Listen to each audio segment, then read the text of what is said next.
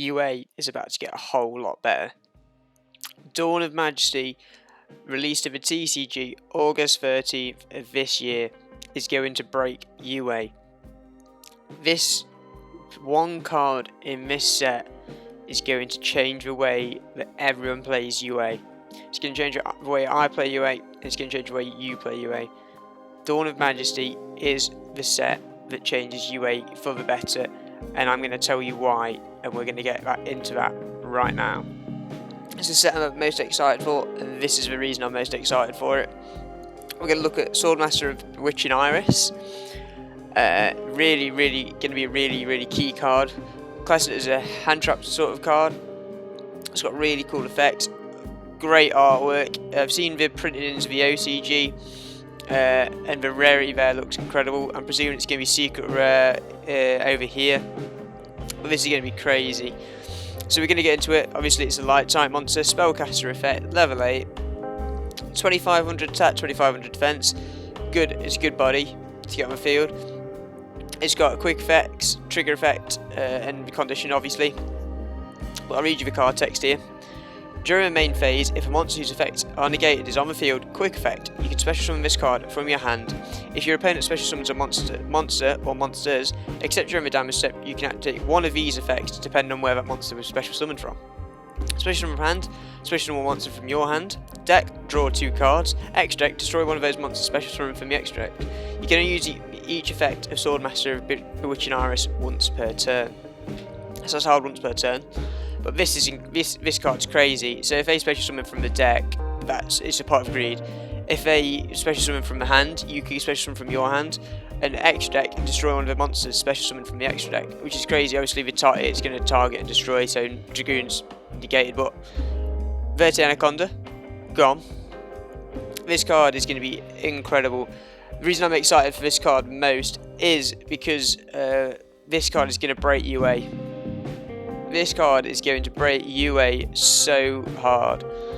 Obviously, it's like, how are we going to get it on the field in UA? This card can come onto the field first turn with UA. You don't have to wait for your opponent to special summon with negation or activate Droplet to block you out of the game. With Sign and Deal, this card becomes incredible. If you can get Sign and Deal to hand, obviously there's so many ways to search Sign and Deal. This card is going to be crazy. Absolutely incredible. Being level 8 as well, it goes with Player Manager, also level 8, that you can get like Dingursu onto the field. This card is going to be incredible. Absolutely incredible.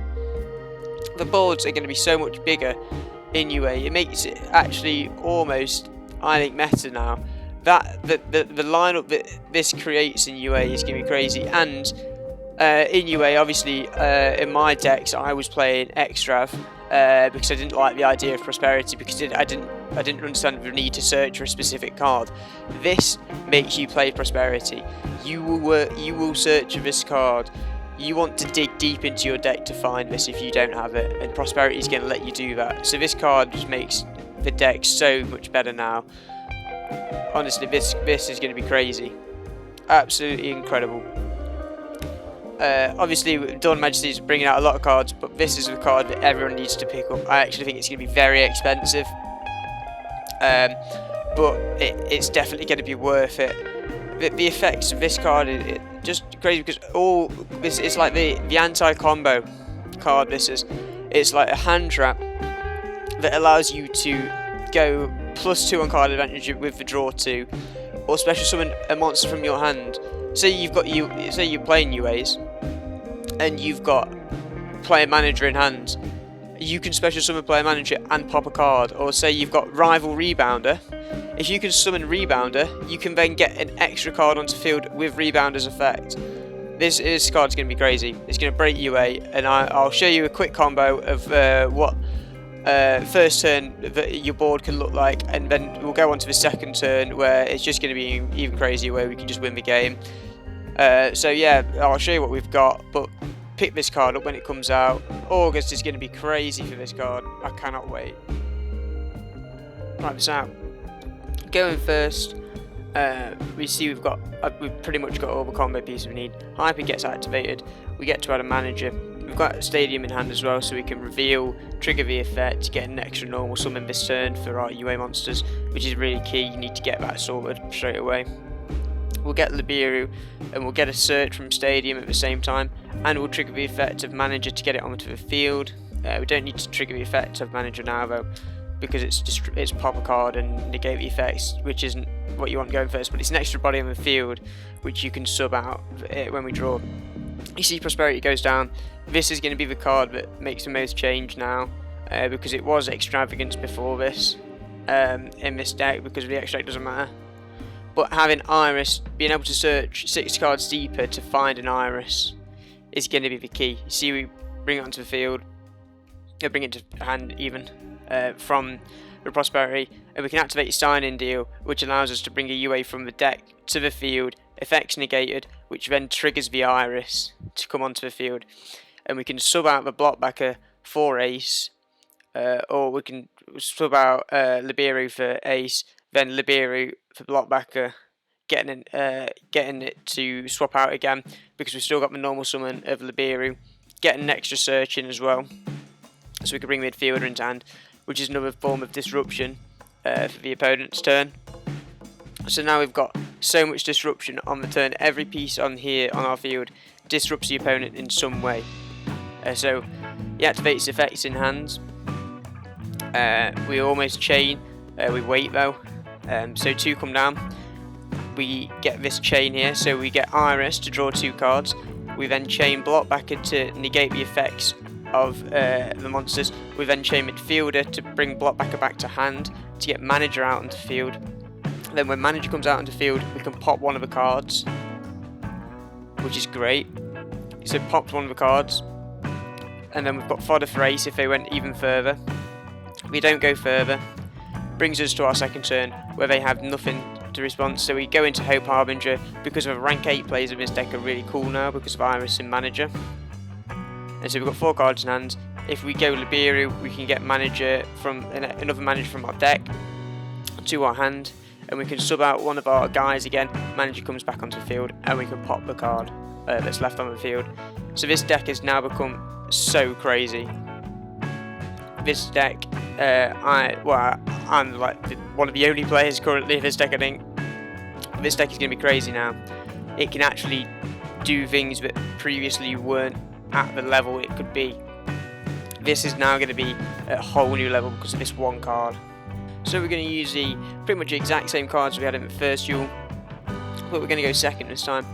We're coming up against the Time Thieves, so we see Redoer and we see a Winder. But we've got the same hand. We drew into the Manager, which is really good. They attach the top card of the deck with Redoer, but we've still got it. So Hyper comes down. We're looking hand to see what we actually need here, because we've got the pieces that we probably already need. So we get Dreadnought. This is what I'm saying about going second. If you're going first, you'd get Ace. Going second, you want Dreadnought because of the OTK potential and because it pops a card when it on destruction. So we normal summon the Liberu here. We activate. It's all about thinning the deck as well, because obviously you want to see Iris. We need to thin the deck at enough of a level to be able to mill the 6 cards from our extra deck of Prosperity to dig 6 cards deeper. So constantly searching really is key here. But we activate Prosperity now. We banish for 6. Doesn't matter which 6 you choose. Just take it game by game. But we see Iris on the first one, which is really lucky, because if Redo had activated next time, we wouldn't have seen Iris.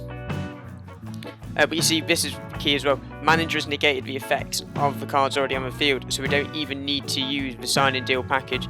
Iris comes onto the field straight away, and we can get sign-in deal off anyway. But because of the built-in Dark Rule and no more into Manager, if we're going second, Iris is literally always active, no matter if we have sign-in deal or not, because of the effect of Manager, which is crazy. So we go into Dreadnought here. We go into Blockbacker as well, so we can get Liberu and we can get an extra search from Stadium. We get midfielder, but pretty much the board is built here. Our damage is halved, but we can activate the effect of Dreadnought to destroy one of the cards. Still not got lethal here though, so we are going to see an extra turn from the deck. but we're going into main phase 2, and this is where you sub out your defensive tactics. So midfielder comes on, and we can get Ace onto midfield as well. And we've still got loads of disruption. The main idea would probably be to get manager back to hand, so we can get manager back out. We see Thrasher come down, we see Winder come down. We're going to look to activate midfielder, shifting Liberu back to hand to get Blockbacker out because of the special summons from the Time Thieves. And so when he does come out, we've got plenty of potential to activate, but we activate Iris from the interruption. Now we can destroy. But he activates Time Thief because obviously it's going to banish itself and bring itself back. So we say no to that with Ace. And then we activate Thrasher and Blockbacker negates. And that is pretty much the duel there. This card has changed UA for sure. So we get Dingirsu out here. Pop a card from the field on our opponent's side of the field. Bang, the field's gone. And we've still not summoned yet. So we're going to get extra searches as well. This deck has become crazy. It's just being able to see Iris in this deck is what needs to happen. You need to see Iris, and then if you do, you are likely to win the game. The deck is mental. Dawn of Majesty cannot come quick enough. August 13th is going to be great for this deck, and I cannot wait. The potential for deck has gone through the roof now. It's going to be so good. Swordmaster of the Bewitching Iris is going to change UA forever. This card is single-handedly bringing UA into the future. It's going to be crazy. I cannot wait for this card to be released. Let me know what you guys think about this card and what deck you think it will see the most play in.